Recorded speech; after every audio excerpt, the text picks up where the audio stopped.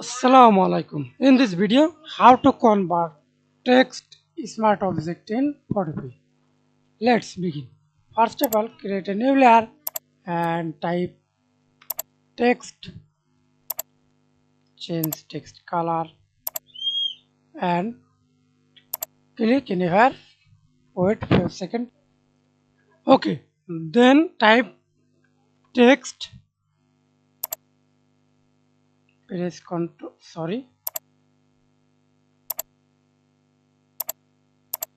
then click the text layer, right click on your mouse, convert to smart object or smart object. Okay, I click convert to smart object.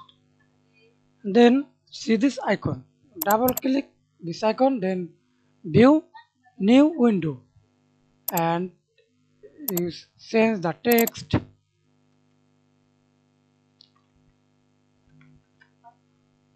and change text color, double click again, add many effect, shadow, drop shadow. Okay, then press Ctrl S and go to